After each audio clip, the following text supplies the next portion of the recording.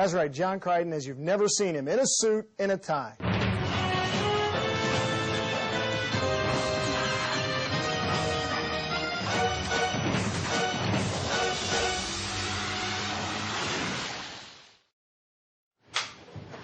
CO2 up. I wrote the 8th episode of our 3rd season, Green-Eyed Monster.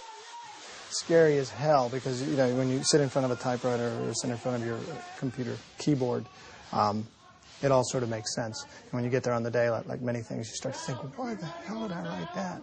The other thing about the writing of the script is when David Kemper approached me and said, do you want to write a script? I thought, yeah, that's a good idea. I didn't realize I was being suckered in and punished. Because, you know, writing a script for Farscape is a monumental task.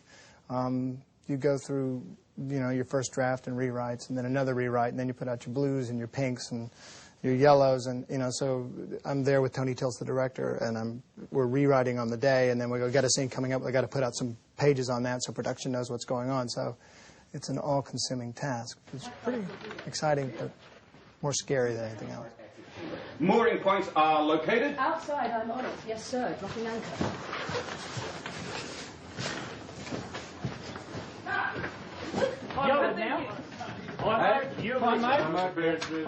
Sydney is a multicultural city, and just about anybody can blend in here as long as you're not running down the street going, I am an American!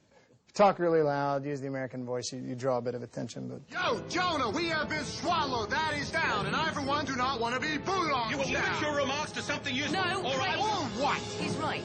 John is right. The Internet is an amazing thing, and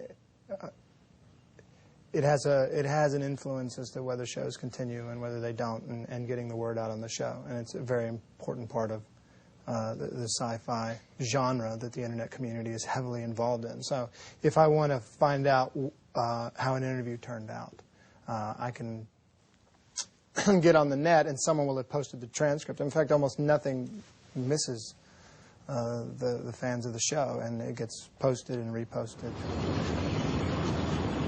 Farscape 1, hold a moment. Oh, number one. B. Roger, for some kind of electromagnetic wave.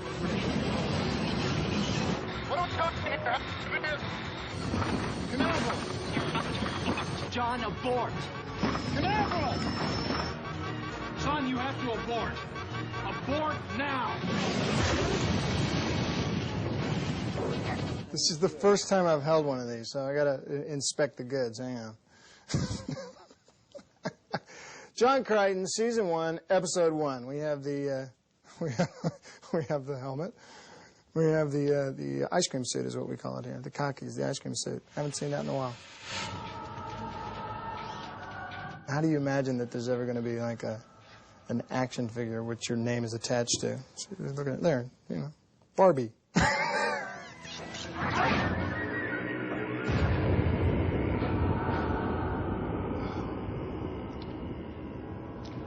It's a bit of a mind spin. I don't really know what to think of something like this. I guess it's cool. But what would you do? You know, the action figure. You know, next up, John Crichton, the inflatable doll. You know, get that thing away from me. That star right there, the bright one, it's my point of reference, my guide, and it always becomes the center of my chart. I always name it Aaron. John Crichton occasionally kisses strange alien women. No comment. There's probably nothing I can say that won't get me into trouble. I think that we have a good bunch of people. In the first place, a very talented group of actors, and there's an additional part of that is that in Australia you don't have the star system in place, so that if one misbehaves, you would get put in your place rather quickly. It's a very egalitarian society, and that's a good thing for us and a good thing for the show. You know, you cannot walk around an Australian set and be accepted and be part of the set if you're going to try to place yourself above everybody. I don't think you should anyway. The fact is that on any given day, there's maybe 300 people working on this show. And a fair number of those people work as long and as hard as any of the cast, myself included. And it's important to remember that when you're doing something like this, that, you know, we're just one part of a very, very large organization trying to bring Farscape to the screen.